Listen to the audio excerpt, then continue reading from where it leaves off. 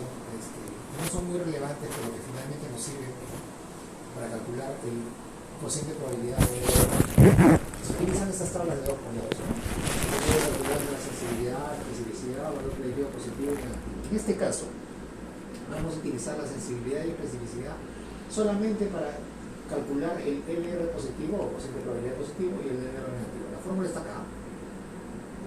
En realidad no tienen por qué aprenderla, pero si quieren está. El LR positivo o cociente de probabilidad positivo es sensibilidad entre 1 menos la especificidad. ¿Cómo se calcula la sensibilidad y especificidad? Hasta aquí. Pero regularmente ustedes ya van a tener ese dato. Por ejemplo, el libro de el examen clínico racional de Llama, uno de los que le he pasado a ustedes, van a encontrar ahí directamente los LR positivos y negativos de los signos. Ya no necesitan calcular nada. Ahí está. En el Argente también, en el capítulo está ahí una lista de todos los LR positivos y negativos de los signos. Así que no necesitan calcular nada. Pero es necesario que sepan que sale de esta forma, ¿no? Y entonces, cuando el LR positivo, o sea, el cociente de probabilidad positivo, es más de 10, es muy útil para confirmar el diagnóstico. ¿Okay? Si un LR positivo de un signo, por el día estamos hablando, estamos hablando del signo, más adelante en otros cursos hablarán ustedes de todo el diagnóstico, entonces es el mismo principio. Si un LR positivo es más de 10, prácticamente nos confirma el diagnóstico. Si la prueba sale positiva y el LR es más de 10, el LR positivo nos confirma el diagnóstico. El LR negativo, que es el que excluye el diagnóstico, si sale menos de 0.1, o si el LR negativo de la prueba, o del signo en este caso, es menos de 0.1, y yo no encuentro el signo, me excluye el diagnóstico. Entonces, el signo ideal debería tener un LR positivo más de 10 y menos de 0.1, porque cuando salga positivo me va a confirmar el diagnóstico y cuando salga negativo me va a descartar el diagnóstico. Pero bueno, como ustedes saben, la vida no es perfecta, ¿no? O sea, vamos a tener signos clínicos que tienen un LR positivo muy alto, pero su LR negativo no es muy alto. O sea, cuando salga positivo me va a servir mucho, pero cuando salga negativo me va a tener todavía en la duda. Y entonces es ahí donde se aplica lo que yo les decía antes, ¿no? Usualmente un buen clínico necesita 1 o 2 exámenes. Un examen o una prueba o un signo que tenga un LR positivo muy alto y otro que tenga un LR negativo más bajo. Para aumentar la Para probabilidad juntar ambos, y entonces si sale positivo uno, confirma el diagnóstico, si sale negativo el otro, descarta. ¿Entiendes? ¿Por qué? Porque si bien es cierto, cada signo tiene su propio, un signo, ¿no? Digamos, por ejemplo, irritación yugular, ¿eh? Sí. Tiene su LR positivo. No me acuerdo si me pongo en el yugular, pero no lo conozco como signo. El LR negativo es como 0.4. Todo signo, y toda prueba diagnóstica tiene un LR positivo o cociente de probabilidad positivo y un LR negativo. En un mundo ideal, un signo perfecto tendría un LR positivo de 10 o más y un LR negativo de 0.1 o menos.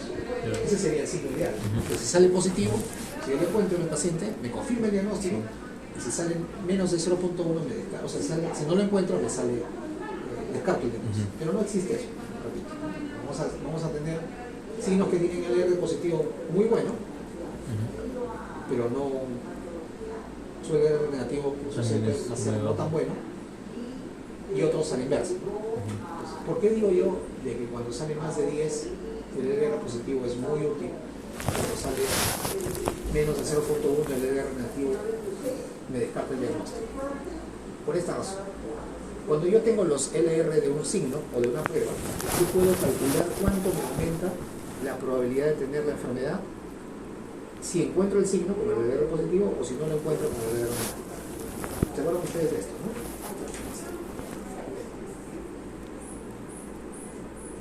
De esto, ¿no? Cuando hacemos la anamnesis tenemos una probabilidad pretest, que para este ejemplo era 30%. ¿Okay? Cuando yo voy a buscar el examen físico en busca de un signo en específico, yo, si lo encuentro, si el signo es positivo, voy a tener una probabilidad post-test positiva a la prueba, al signo, que debe aumentar mi probabilidad de tener la enfermedad. Y si no lo encuentro, voy a tener una probabilidad post-prueba negativa, que debería bajar mi probabilidad. Si este aumento en la probabilidad de tener la enfermedad es tan alto, excede el umbral de tratamiento, yo confirmo la enfermedad. Sí. Ya saben lo que estamos hablando del umbral de tratamiento, ¿no? Si esta disminución, por el contrario, si no encuentro, sale negativo. Si esta disminución de la probabilidad es tan baja que me lleva por debajo del umbral de diagnóstico, yo descarto la enfermedad y ya me voy a buscar otro diagnóstico. Entonces, conociendo el LR positivo y el LR negativo, ¿cómo podemos calcular la probabilidad post prueba? Hay varias formas. La forma, digamos, gráfica es utilizando estas dos herramientas. Es este gráfico de curvas o el normograma de Faga. ¿Cómo se hace esto?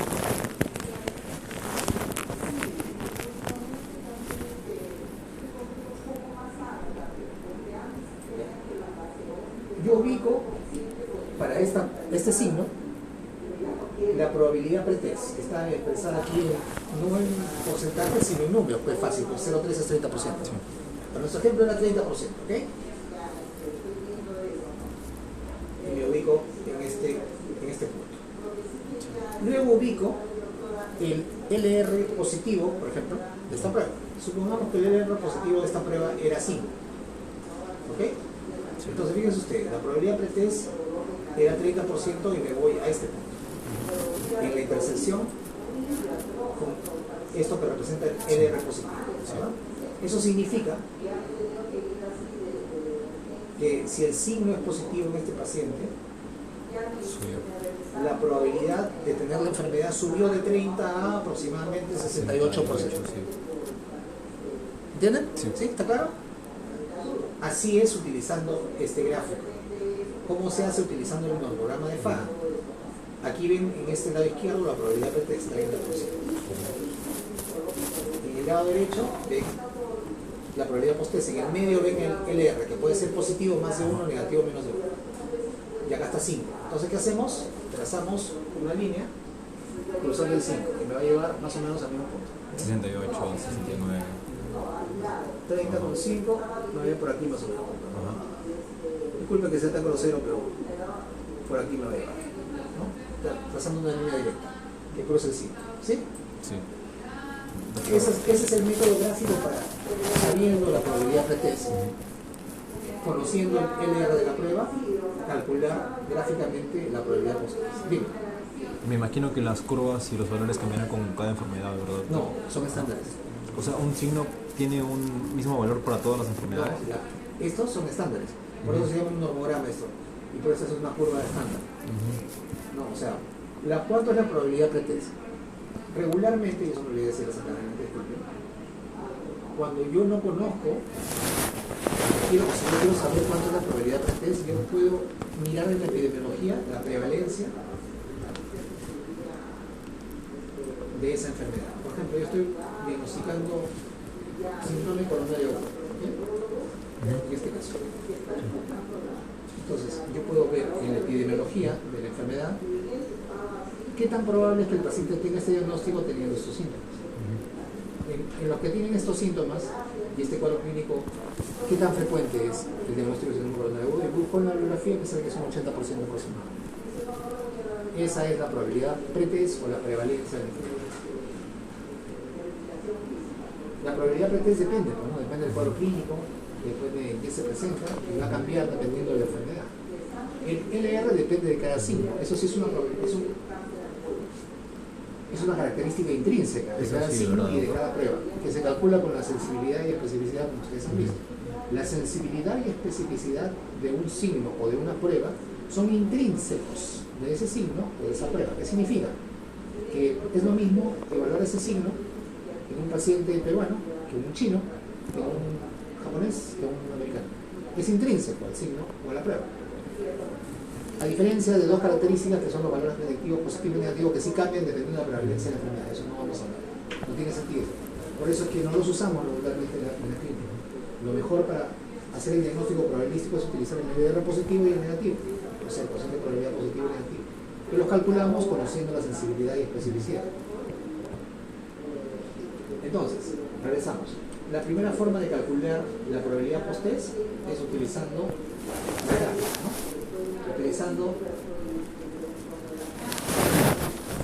una gráfica con curvas de LR, donde tienen en este lado la probabilidad de test, acá la post-test simplemente trazan una línea, ¿no? Cierran el cuadrado, cierran las coordenadas, o utilizando el nomograma de Fagan, así se llama este gráfico, ubican en el lado izquierdo la probabilidad pretest, ubican en el medio el LR positivo o negativo y trazan una línea y en lugar donde intersecta la línea de la derecha es la probabilidad post-test. Vamos a probar el LR negativo de 0.4. Antes de que empiece, el LR negativo es mejor siempre cuando sale lo más bajo posible, ¿verdad? Así es, el LR positivo es mejor cuando sale lo más alto posible, más de 10, y el LR negativo es mejor cuando sale lo más bajo posible, menos de 0.4. Y claro, mientras más bajo sea, es más útil. ¿Y por qué, doctor, en el normograma cuando está en 0.5, por ejemplo 0.3, 0.5 no baja mucho, en cambio en 0.1 si me sale negativo ahí sí baja? Por eso, justamente por eso. Porque cuanto más alto es el LR positivo, me aumenta más la probabilidad de tener el diagnóstico. Cuanto más bajo es el LR negativo, me disminuye más la probabilidad de diagnóstico. Entonces, si sale negativa la prueba, Sí. o el test, Es más seguro descartarlo. es más seguro para descartar, porque para este ejemplo, que tenemos 30% de probabilidad de test, LR positivo es 5 y 0.4 de negativo, ven ustedes, ¿no? O sea, si el signo sale positivo, me aumentó como a 68% la probabilidad de tener la enfermedad. ¿Eso será suficiente? Depende, pues, ¿no? Depende Claro, de qué depende enfermedad de la estemos enfermedad. hablando. Probablemente no para algunas enfermedades, probablemente sea insuficiente. Probablemente de todas maneras yo voy a necesitar un examen de ayuda de diagnóstico. ¿Qué se llama examen de ayuda de diagnóstico? Si sale negativo, en este caso era 0.4, miren ustedes, aquí no hay prueba, quiero que vaya de 0.4, vamos a suponer que 0.5. Para ser exacto, para no... Esta es la raya de 0.5. ¿Se dan cuenta? Sí. Entonces se cruza. Está como en 15%, no, 17, porque este es 10, 15, 20%, 17% más o menos, ¿ok? Acá es 68, acá es 17. ¿Qué significa esto? Esto es de un mismo signo.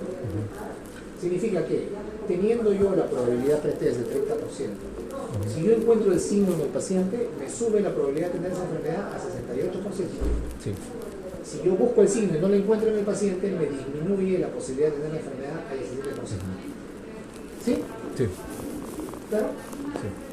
¿Eso es suficiente para mí o no? Depende, ¿no? Depende de Claro. cuánto es el umbral de tratamiento. Supongamos que para esa enfermedad el umbral de tratamiento es 50%, supongamos, ¿no?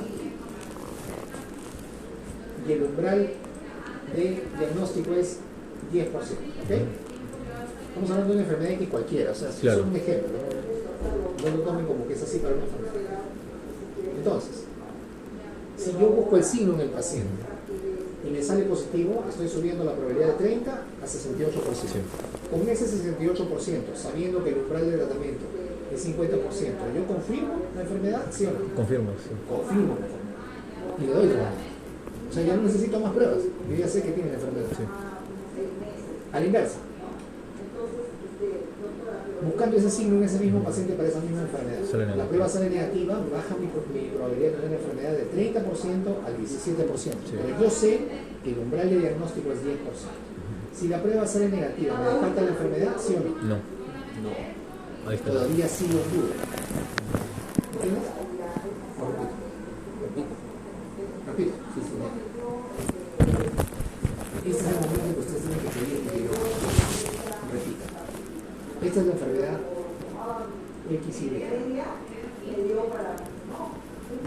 Yo he hecho mi evaluación anamnésica del paciente y yo encuentro que en esta el paciente tiene la probabilidad, yo voy a hacer el examen clínico, el paciente tiene 30% de probabilidad de tener la enfermedad XY. ¿Ok?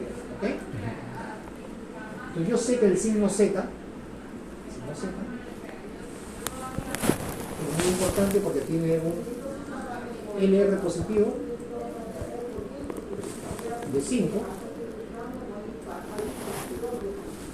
y un LR negativo de es 0.5.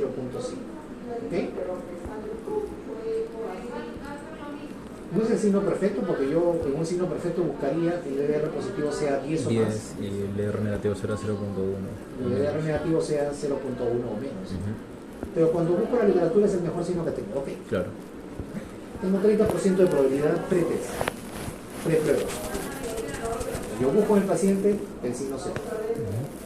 Además, yo sé que el umbral de diagnóstico, o sea, por debajo del cual yo descarto la enfermedad, es el 10%.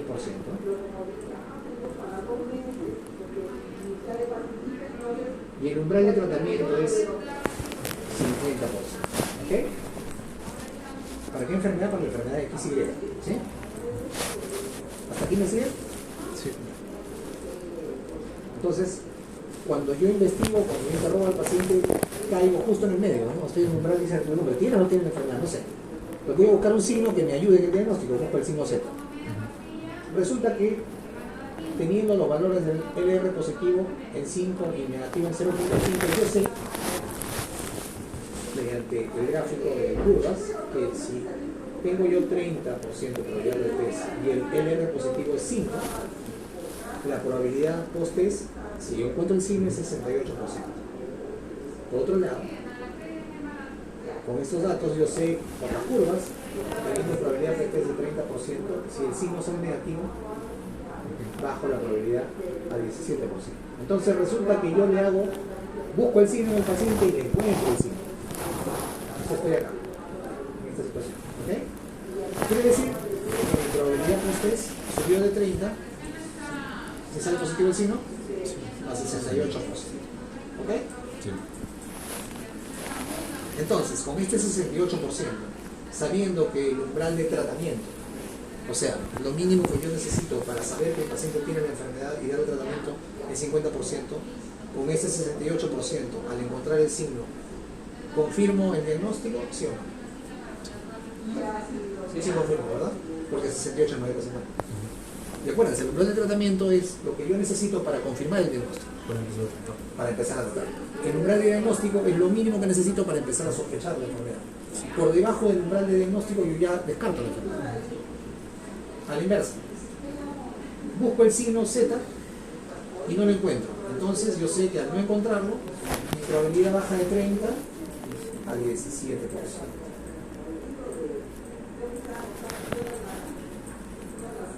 Y entonces, si el signo sale negativo, mi probabilidad bajó de 30 a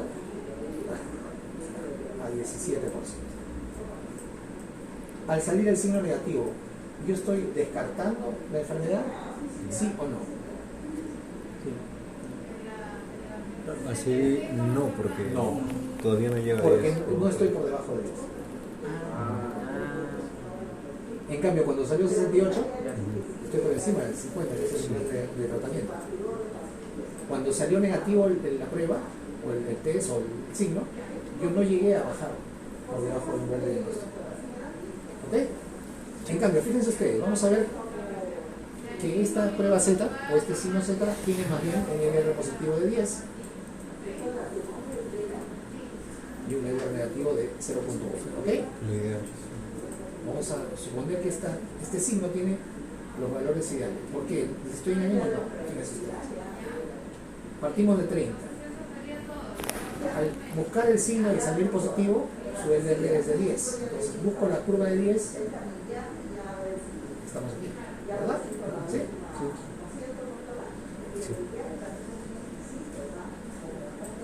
Entonces estamos en 82. 82% más o menos. ¿Sí? 82% está por acá. ¿Verdad? Quiere decir que largamente me confirma el diagnóstico, que está por encima del umbral de tratamiento. No se olviden, el umbral mayor siempre es el de tratamiento, el umbral menor es el de diagnóstico. ¿Ah? Por el contrario, si la prueba sale negativa, el LR negativo es 0.1. Otra vez estamos acá. 30, 0.1 está por acá. Este de aquí, esta última curva. ¿Ok? Sí. Quiere decir que estamos por acá. ¿Verdad? Sí. Bueno, en realidad es menos, por debajo está, después tenemos Está muy firme la regla. ¿Cuánto saldría esto más o menos? Menos de 0.5, ¿no? 4. Menos de 0.05. 4%. Ya, o sea, 4%.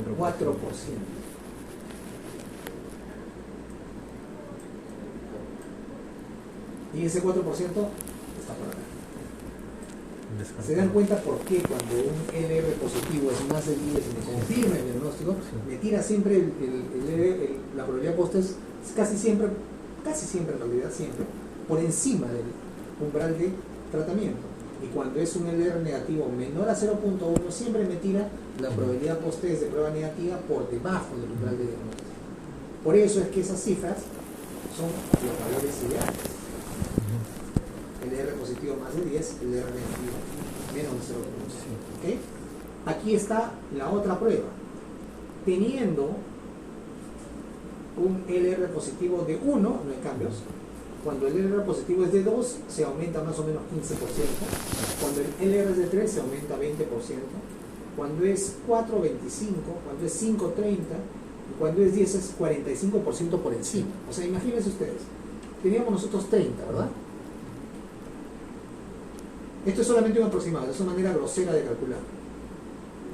Es que es la otra manera de calcular, digamos, aproximadamente. Claro. Para nuestro ejemplo, el paciente tenía un LR, una probabilidad pretest de 30%. ¿Ok? Sí.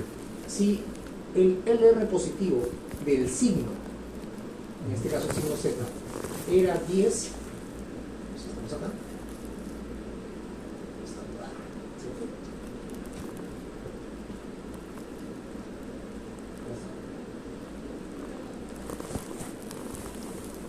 Si el signo sale positivo, me aumenta más 45%, o sea, me tira 75% en promedio. ¿Cuánto nos salió cuando calculamos con el 68? Ah, con el de 10, 82. O sea, más o menos por ahí, un poco lejos, pero por ahí, Sí. ¿no? Si el LR es 0.1 menos 45. 0.1, me disminuye 45%, pero bueno, no hay un porcentaje negativo, casi cero, pero no salió eso, 0.04, ¿no? Claro. Esta es una manera grosera de calcular. Si el LR es 2, aumenta 15%. Si es 5, aumenta 30%. Si es 10, aumenta 45% sobre la probabilidad pretest. Si el LR negativo es 0.5, baja un 15%. Si es 0.2, baja en 30%. Y si es 0.1, baja en 45% de la probabilidad pretest. Esa es otra manera grosera. Más exacto es esto, ¿no? Utilizando la gráfica. Pero no van a tener la gráfica a todo momento. ¿Qué recomiendo yo? Utilizar el cálculo aproximado con esta tabla. ¿Ya? Así. Aprenderse el 2, el 3, perdón, el 2, el 5 y el 10 para la probabilidad, para el LR positivo. Y el 0.5, el 0.2 y el 0.1 para el LR negativo. Si ustedes se dan cuenta, en la gente está ahí unos grafiquitos, ¿no? Que tienen 2, 5, 10, 0.5, 0.2 y 0.1. ¿Por qué? Porque al tener el LR positivo en 2, aumenta más o menos 15%. Sí. Al tener el LR positivo en 5, aumento más o menos 30%. Y en 10, aumento más o menos 45%. Entonces, de acuerdo, 15, 30, 45%. Y al inverso, si el LR negativo es 0.5, baja la probabilidad en 15%. Si el LR negativo es 0.2, baja la probabilidad en 30%. Y 0.1, baja la probabilidad en 45%. ¿Ok? Esta es la manera aproximada de calcular. Para tener la manera exacta hay un cálculo que no les voy a enseñar porque es muy onderoso. La verdad es que no es necesario. Yo mismo no me acuerdo la fórmula, tengo que estar consultándola. Pero es suficiente sabiendo esto. Primero, que tener un LR positivo de 10 o más me va a confirmar el diagnóstico. Ya saben ustedes por qué. Tener un LR negativo de 0.1 o menos me va a descartar el diagnóstico si yo no encuentro el signo o si la prueba es negativa. Si yo tengo ya valores intermedios, puedo utilizar este porcentaje aproximado de incremento del LR positivo o de disminución del LR negativo. Con este ejemplo se han dado cuenta cómo se utilizan las probabilidades. Un ejemplo para que ustedes calculen. Tenemos este paciente, ¿ok? Sí. Es mayor de 75 años. La prevalencia de estenosis aórtica, que es el diagnóstico que vamos a evaluar, en este grupo etario es 12.5%. ¿Ok? Entonces, antes de hacerle nada al paciente, yo sé que si tiene más de 75 años y viene a mi consulta, tiene 12.5% de probabilidades de tener estenosis aórtica. ¿Ok? Sí. Yo le hago la anamnesis y busco los signos típicos, ¿no? Angina, disnea, síncope. ¿Okay? Sí. Y resulta que yo sé, porque eso está ahí, ustedes lo van a leer, lo van a buscar, que la angina y la disnea tienen un LR positivo y negativo que no sirve para diagnosticar. Muy generales son. Son muy generales, son signos inespecíficos. Cualquier enfermedad cardiovascular tiene angina y disnea. Pero sí sé que el síncope tiene un LR positivo de 3.1. ¿Ok? Sí. Okay. Más o menos 3. ¿Sí? Sí. Bien. Y el soplo. Entonces, ¿qué pasa si yo viene este paciente, lo interrogo y me dice que ha tenido síncope?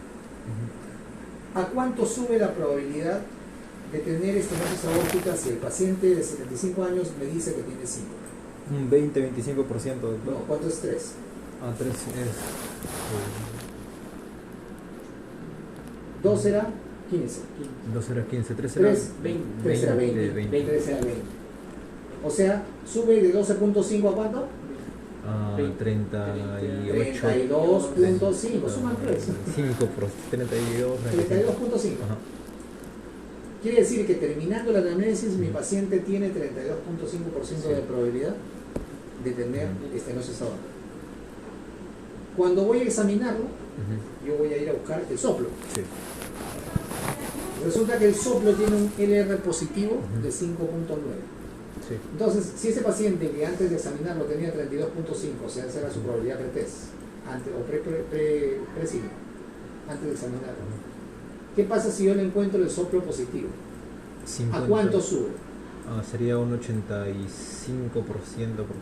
82.5. El LR sería más o menos 6, ¿no? 50% más o menos. ¿Cuánto sube 5 o 6 de cuánto aumenta el porcentaje? Porque 5 aumentaba cuánto? 30%. 30%. 6 cuánto es? Vamos a ver. Exacto. Sería 35%. 35%. 35%. Quiere decir que este paciente que tiene síncope y un soplo de estenosis aórtica, ¿cuánto era? No, ¿cuánto aumenta? 35. 67.5. Al finalizar mi anamnesis y mi examen físico, ¿cuánto tiene de posibilidad de tener estenosis aórtica? 77,5%. Exacto. Y yo le puedo pedir a su prueba. Doctor, una consulta. ¿Se dan cuenta cómo partiendo de una probabilidad pretest, con la anamnesis yo estoy aumentando la posibilidad y con el examen clínico ya prácticamente estoy diagnosticando la enfermedad? ¿Okay? Y eso que solamente estamos hablando de la presencia del soplo, porque hay un LR para los signos de severidad del soplo, para diagnosticar estenosis aórtica severa. Y de eso no vamos a hablar, lo hablaremos cuando nos toque hablar de estenosis aórtica. Sí, doctor. Entonces, este es el diagnóstico probabilístico. Así se usa. ¿Dónde van a encontrar ustedes el LR positivo y negativo? Esto que en los libros. Están todos, de todos los signos, bueno, no todos, ¿no? Digamos, pero los signos que interesan, ¿no? Los que no sirven. No sirven, dime. De eso le había preguntado anteriormente, doctor, y esa era mi duda, ¿no? Por ejemplo, si cambiaba el LR para cada enfermedad, y es que el soplo podría ser muy útil para detectar la estenosis aórtica, pero quizá no tan útil para otra enfermedad. Lo que pasa es que este es el soplo, yo lo he puesto aquí, por ejemplo, digamos, para hacer el ejemplo, pero el soplo necesita ciertas características. El soplo de estenosis aórtica es un soplo sistólico, Sí. es un soplo de tono alto, es un soplo que tiene la característica de ser increciendo, decreciendo, como dicen, y que se escucha más en el foco aórtico y que tiene irradiación al cuello. Todas esas características hacen que ese sea el soplo de estenosis aórtica. Si es un soplo distinto, no es. Pues. Claro. O sea, tiene que ser ese soplo para que yo tenga un LR de 5.9. ¿Cómo identificamos ese soplo? Aprendiendo a hacer el examen, que es lo que están aprendiendo ustedes. Pero doctor, incluso si fuera ese soplo específico, ¿no podría cambiar ese soplo su LR dependiendo de una enfermedad? Por ejemplo, quizá en otra enfermedad el Pero soplo... otra enfermedad, porque ese es el soplo de estenosis aórtica. En otra enfermedad el soplo será distinto. En insuficiencia aórtica el soplo no es sistólico, sino es diastólico. Es un soplo aspirativo. O bueno, doctor, en todo caso un signo más general como el síncope, por ejemplo. A lo que Mi duda es si, por ejemplo, en otra enfermedad, el síncope podría tener un mayor, ¿qué hablo? Mayor o menor. No sé si me dejo entender. No, explícame un poco mejor. A ver, otra enfermedad donde también el síncope es un signo A ver, dime. por... a ver, síncope, por ejemplo, cuando... Insuficiencia cardíaca, tal, No hay no síncope. hay síncope. Por ejemplo, entonces ya no hay síncope. En la insuficiencia cardíaca, por ejemplo, el síncope no podría tener un LR más bajo porque justamente no me ayuda a detectar. Y que justamente lo que tú necesitas saber antes de empezar a evaluar los signos y síntomas y tener sus valores es fácil, ¿no? Lo consultas en un libro. Tú tienes que conocer el cuadro clínico de la enfermedad. Tú tienes que tener ese modelo de enfermedad, ¿no? Cómo frecuentemente se presenta. En los libros de medicina, ustedes van a ver, cuadro clínico. Los signos más frecuentes de la enfermedad son los siguientes. A, 70% de pacientes. Claro. B, 50% de pacientes. C, 30% de pacientes. Entonces yo sé que estos 3 A, B y C son los signos más frecuentes. El resto no interesa porque son se presentan muy esporádicamente y seguramente son signos que no me van a ayudar al diagnóstico. Entonces cuando yo me enfrento a un paciente y sus signos y síntomas, yo puedo unir esta información que tengo de qué tan frecuentes en esta enfermedad y ver cuáles son las probabilidades diagnósticas en las que se presenta este síntoma. Sí. Entonces, ahí depende, ¿no? Yo te voy a ayudar con este síntoma. ¿Qué otra enfermedad tiene síncope? Por ejemplo, un paciente que tenga un bloqueo AB de tercer grado, ¿ok? Ese paciente también puede tener síncope. Pero hay una diferencia. El síncope de la estenosis aórtica es un síncope de esfuerzo. Sí. El síncope del bloqueo tercero puede ser en cualquier momento. Y además, para llegar al síncope, el paciente ha pasado primero por el mareo y por el presíncope en la estenosis aórtica. Entonces, cuando nosotros evaluamos un signo o síntoma, este es un signo, ¿no? Este es objetivo. Tenemos que ver no solamente la presencia de, sino las características asociadas. Porque, por ejemplo, en la estenosis aórtica, repito, el síncope es de esfuerzo. Cuando el paciente camina, le duele el pecho, le falta el aire y ¡pum!, se desmaya. Sí. El paciente de bloqueo de tercer grado, de repente está feliz de su vida leyendo el periódico y ¡pum!, se desmayó. O de repente está caminando y se desmayó. Entonces, sí, ¿qué pasó? Además, aquí vamos a tener otros signos adicionales, ¿no? Le voy a encontrar el pulso, cómo va a estar la frecuencia cardíaca en el bloqueo de tercer grado. Baja. Bajo. Solamente va a estar con un ritmo no de nodo sinusal, entonces va a estar siempre por debajo de 50, va a estar con 30, 40. Aquí la frecuencia cardíaca es normal. Doctor, entonces para ambos el síncope va a ser el mismo LR. No. Eso es lo que iba yo, o sea, dependiendo de la enfermedad puede cambiar. Así es. Por ejemplo, en un caso ya absurdo, no en una gastritis, ¿qué tendría que haber el síncope? Así que ahí sí su LR sería bajísimo, porque no me ayuda en nada. Porque no sirve, no es un signo que sirve para nada de eso. Claro. Entonces, por eso ustedes cuando aprenden clínica, aprenden una enfermedad y sus signos y síntomas. Entonces, en ese momento ustedes les enseñan solamente una lista de signos y síntomas que son frecuentes en ese momento. Y de esa lista yo agarro mis... Ustedes agarran sus signos más frecuentes y le buscan en la bibliografía cuáles son sus LR positivos y negativos. ¿Sirven o no sirven realmente para el diagnóstico? Entonces... Se van a dar cuenta ahí si efectivamente sirven o no. Muchas veces tenemos la información así desperdigada y no sabemos cómo integrarla. La manera como integran ustedes esa información para el diagnóstico es justamente lo que queremos que tengan, o lo que yo quiero que ustedes tengan. La habilidad de identificar los signos que nos sirven para confirmar el diagnóstico, ¿no? No solamente pensar en el cuadro clásico, este tiene de repente le encuentro al paciente y no tiene síncope. Entonces, si no tiene síncope, me quedo acá solamente. En 12.5. Entonces, de 12.5 y le escucho el soplo, ¿cuánto subiría? 35%, 42.5. 47.5. O sea, acá todavía estoy bien lejano del umbral de tratamiento. Sí. O sea, aquí todavía mi diagnóstico es presuntivo. ¿Qué necesito? Un examen. Un examinación. Ahí sí, Ecocardiografía. La ecocardiografía me va a ayudar para diagnosticar. Aquí me va a ayudar para confirmar, seguramente. ¿Ok? Doctor, entonces un LR sí puede cambiar dependiendo. Por ejemplo, un signo puede ser muy útil para una enfermedad, pero para otra enfermedad no Exacto, tanto. el LR de síncope para la estenosis aórtica es 3.1. Ya va a depender de la enfermedad, Así que nos dé es. nuestros signos más importantes. Por eso es que ustedes ven en los capítulos del examen clínico racional del libro de Llama, que le dice, ¿mi paciente tiene estenosis aórtica o no? El LR de síncope para la estenosis aórtica es de 3.1. Y calculamos. Ok, doctor, gracias. ¿Está claro? Entonces, como les decía, ¿no? O sea, nosotros para el diagnóstico debemos llevar nuestra probabilidad post signo o post prueba por debajo del umbral diagnóstico para descartar la enfermedad o por encima del umbral de tratamiento para confirmar la enfermedad. Un buen signo o una buena prueba nos va a llevar desde aquí donde estoy en duda por encima del umbral de tratamiento para confirmar la enfermedad.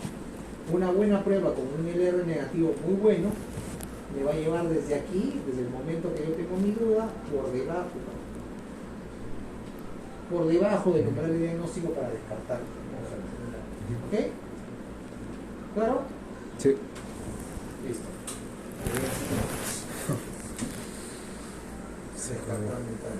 Eso está tal cual como les he explicado. Sí. Este es el capítulo de Argel. Ok. Bien, ahora vamos a pasar rápidamente a hacer un taller pequeño entre nosotros de funciones vitales. ¿Ok?